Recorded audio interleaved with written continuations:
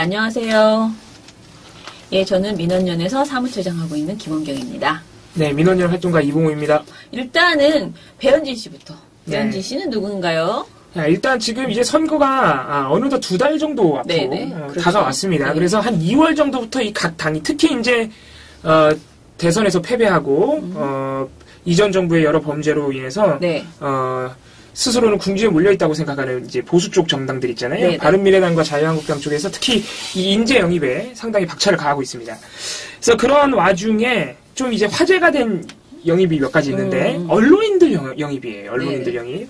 그래서 보면은 3월 8일에 자유한국당이 배현진 전 MBC 아나운서를 전격 영입해서 곧바로 송파을에 후보로 내겠다고 했습니다. 네. 4월 8일날 배현진 씨만 이제 들어온 건 아니고 길환영 전 KBS 사장도 들어왔습니다. 길환영 전 사장 같은 경우에는 이제 박근혜 정부 하에서 낙하산 사장 의혹과 함께 세월호 참사 보도 참사의 책임을 졌던 인물이죠.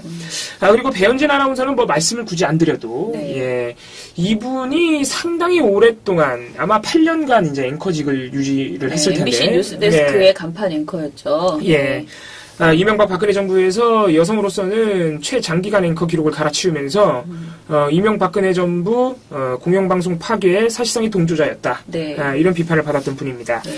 이 두 사람이 자유한국당에 3월 8일날 영입이 됐습니다. 근데 말이 너무 웃겨요. 두 인물을 문재인 정부 방송 탈취 정책의 피해자라고 자유한국당이 주장을 했습니다. 이 말 너무 웃기잖아요. 문재인 정부 방송 탈취 정책의 피해자라고 이렇게 얘기하네요. 그리고 3월 27일 날에는 자유한국당이 이 영입한 언론인들을 데리고 무슨 토론회 같은 걸 하나 하는데 이 토론회 이름도 상당히 재밌습니다. 이제 토론회라기보다는 특별위원회 출범식인데 좌파 정권 방송장악 피해자 지원 특별위원회라는 걸 3월 27일 날 발족을 시켰어요. 대단하죠? 이름 보세요. 이름에서 벌써 이 색깔론의 냄새가. 그런데 여기에도 추가적인 인물들이 나옵니다. 배현진 아나운서와 함께 김세희 MBC 기자. 이분은 아직 MBC에 계신 분이에요. 그렇죠. 박상우 전 MBC 보도본부 부국장. 이 사람들이 같이 나왔어요. 배현진 아나운서가. 그래서 이 사람들이 이제 뭐라 그랬느냐. 지금 우리들이 노조와 문재인 정부에 의해서 MBC 내부에서 탄압을 받고 있다. 견딜 수가 없다. 너무 힘들다. 배현진 씨 같은 경우에는 내 3개월 동안 최승호 사장 체제로 변한 다음에 3개월 동안 창고로 쫓겨나서 대기 발령 상태로 부당한 억압을 받았다. 견딜 수가 없었다. 뭐 이런 주장을 했던 겁니다. 아무튼 자유한국당에서는 이런 식으로 MBC 관련 인사들이 특히 눈에 띄었고 배현진 아나운서를 아주 어떻게 보면은 가장 내놓을 만한 인물로 영입을 했다. 이렇게 볼 수 있겠습니다. 한국당의 배현진 위원장이 주장한 내용입니다. 이제 여러분이 아시다시피 저는 현 정권의 공공연한 블랙리스트입니다. 언론 노조의 파업에 동참하지 않았고 끝까지 방송 현장에서 일을 하겠다고 우겼기 때문입니다. 어쨌든 배현진 위원장은 지금 신정부의 문재인 정부 내에서의 또 블랙리스트라는 이야기를 언급을 했습니다. 현직 기자들이 뭐 사실 제작에서 배제된 거는 맞는 이야기인 것 같은데. 배현진 위원장의 말이 사실이라면 그리고 또 그 김세희 기자가 거기 현직 기자로서 한국당의 당적 행사, 국회 행사가 아니고 저런 행사에 와서 발언한 것이 논란의 적정성은 있지만 저것이 만약에 일정 부분이라도 사실이면은 그야말로 또 다른 방송 장악이라든가 하는 그 지적을 이제 일부에서라도 받지 않겠습니까? 알겠습니다. 저분이 9년 동안 이명박 박근혜 정부에서 스포트라이트를 받으면서 메인 뉴스 앵커를 했습니다. 그 당시에 잘 아시는 것처럼 2012년 파업 때문에 엄청나게 많은 사람들이 자기가 겪은 3개월보다 훨씬 더 혹독한 시련을 겪었어요. 그런 사람들이 있을 때 자기가 무슨 말에 한마디 한 적 있습니까? 자, 그런데 이 사장이 바뀌자마자 앵커가 교체된 것에 대해서는 어떻게 생각하십니까? 바로. 뭐 그 부분도 본인의 의사를 얘기하지 않고 사장의 지시를 충실히 따랐기 때문에 해임된 사장의 책임도 같이 앵커도 물어야 된다고 보는 관점에서 사장 취임하는 당일 그냥 바꿔버린 게 대해서 좀 논란이 있는 건 같긴 합니다. 그리고 사실은 월급을 줬는지 아닌지는 모르겠지만 일을 주지 않고 대기 발령 사태에 있었습니다. 근데 배현진 아나운서 같은 경우는 여성이고 청년이고 또 또 문재인 정부의 어떤 방송 장악 과정에서 희생양이다 이런 그 부분이 있거든요. 본인의 어떤 이념적인 성향이 특정 정파에 치우쳤다기보다는 굉장히 그 방송에 대한 열정이 높았던 사람으로 알려지고 있습니다. 네. 좌파냐 우파냐 아니라 일종의 이제 방송파였죠.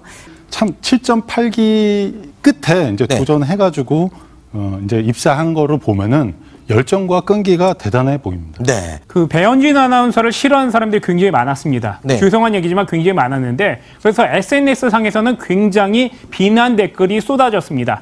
그래서 여기에 보통 사람들은 강심장이 아니면 댓글을 잘 안 달거든요. 네. 그런데 배현진 아나운서는 직접 여기서 너스레를 떨면서 댓글을 달기 시작했습니다. 그런 정도로 좀 배포가 있고 좀 강심장인 것 같습니다. 그런데 지난 9일 모습과 오늘 모습을 보면 약간 좀 달라 보이기도 하고요. 좀 노 기자 어떻게 봤어요? 예. 사실 저 때는 좀 차려진 모습으로 등장을 해서 뭔가 당사에 있던 뭐 이렇게 당원들이라든지 아니면 기자들도 상당히 조금 아나운서구나 이런 생각이 들 정도의 어떤 갖춰진 모습으로 왔다면 오늘은 좀 수수하게 나타났다 이렇게 볼 수 있을 것 같은데요.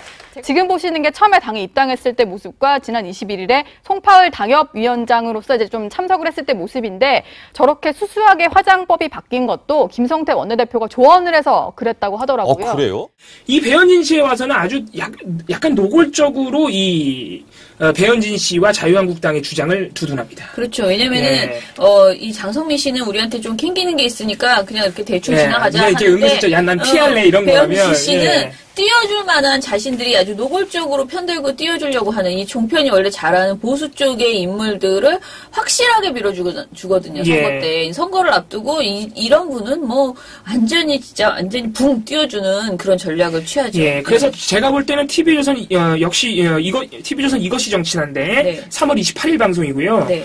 이 방송은 진짜 이거는 시민을 넣어야 된다. 네. 시민을 넣어서 또 봐야 되는데 보시면은 영상 보셔서 알겠지만은 이 배현진의 자유한국당의 배현진 영입을 시작하는 이 이슈에 대해서 대담을 시작하는 꼭지 제목 자체를 현 정권 블랙리스트라고 잡았어요. 네.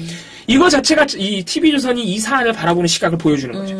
현 정권 블랙리스트는 뭐냐? 배현진 씨와 자유한국당의 주장이에요. 네. 문재인 정부가 방송계에 대해서 블랙리스트를 가지고 있고 그 피해자가 배현진, 김세희 이런 분들이다. 네. 이거거든요. 네. 그걸 제목으로 뽑은 거예요. 배현진 씨 영입을 다루면서. 그리고 이 진행자인 윤종호 앵커가 영상 보셨지만 끊임없이 패널이 어떤 말을 하던 간에 아니야 배현진 씨가 잘린 건 문제가 있어. 계속 결론을 그걸로 그냥 지워버리죠. 패널이 비판 발언을 하는데도. 너무 아쉬운가 봐요. 네. 이건 그래서 저희가 투사로 만들어주고 싶은 생각이 지금 너무 많이 드는 거예요. 방송 장악의 희생자.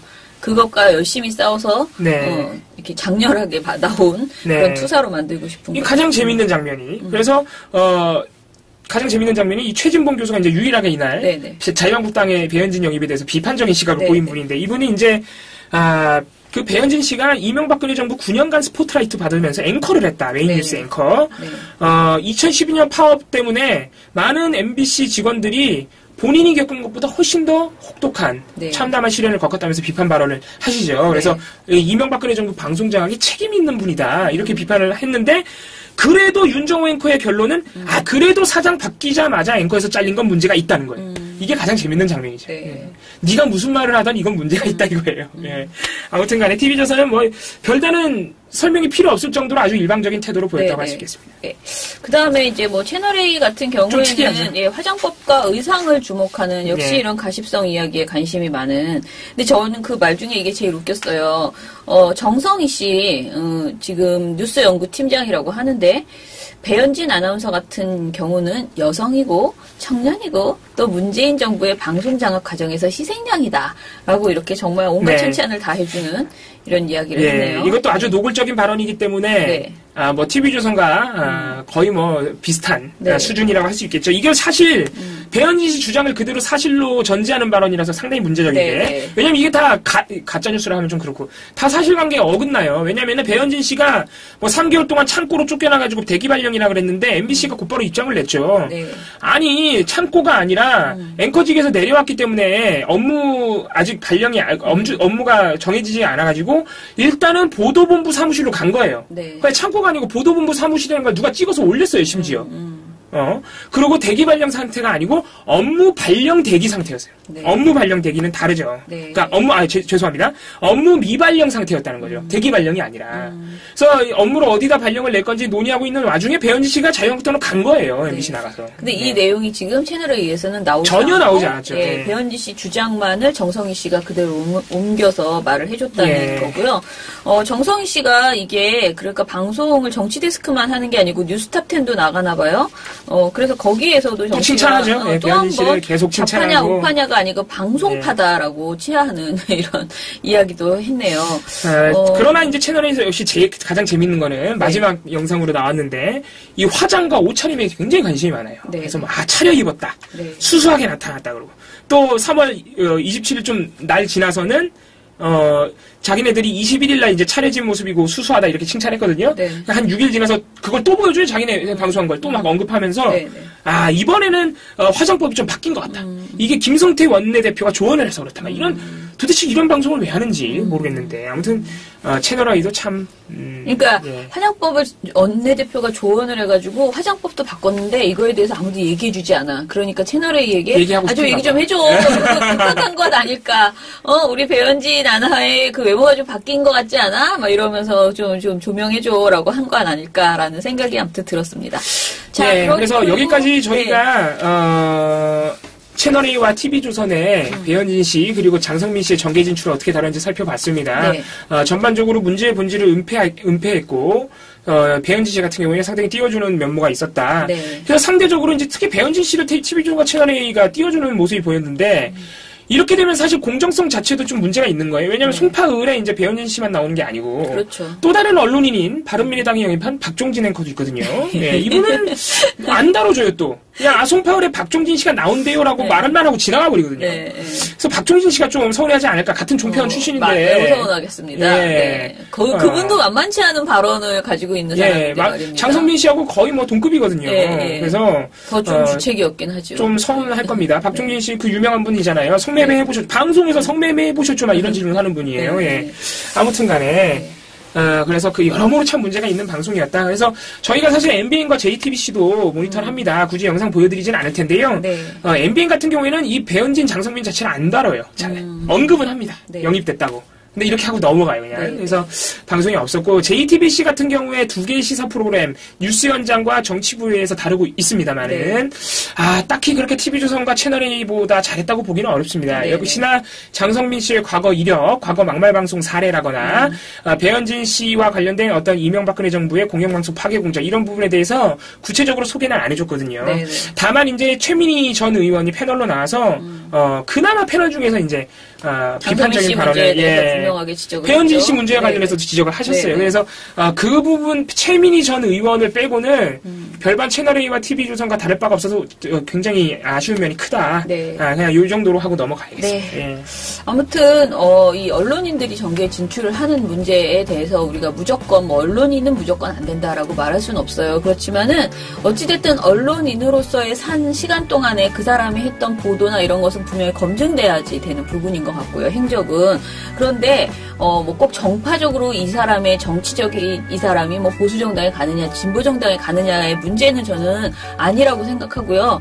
방송 내용이나 발언 중에서 정말 명백하게 역사를 왜곡했다거나 그리고 진짜 배현진 씨 같은 경우에는 사실은 말도 안 되는 공영방송 장악을 정부가 했고 그 시기에 그것에 대해서 맞서 싸우기보다는 정말 그 자리에서 그 간판 앵커로서 왜곡 방송을 계속 지켜나갔던 사람이잖아요. 왜곡 보도를. 그런 사람이라는 점에서는 사실은 반성하고 있어야 되지. 이렇게 정치인으로 나와서 하는 것 자체가 사실 매우 부적절한 언론인으로서 수치다라는 저는 생각이 듭니다. 그런데 아무튼 이런 부분을 언론이 또 다루면서 이거를 논평도 제대로 해주지 못하고 관련 내용을 전하지 않은 것은 정말 종편스럽다, 종편답다라는 생각을 거듭하게 됩니다. 저희가 이제 선거가 시작되기 때문에 이제 지금 선거부도 감시 체제로 들어갔어요. 그래서 지금 이제 지방선거니까 2018 전국 지방선거 미디어 감시 연대를 저희가 만들어서요. 지금 열심히 모니터도 거의 이제 선거 관련된 이야기만, 거의가 아니고 100%죠. 선거 관련된 이야기만 다루고 있어요. 그래서 저희 종편 떼찌도 아마 6월 13일 선거가 끝날 때까지는 주로 이렇게 선거 관련된 이슈 위주로 전하게 될 것 같습니다. 그러면 저희는 다음 주에도 또 뵙겠습니다.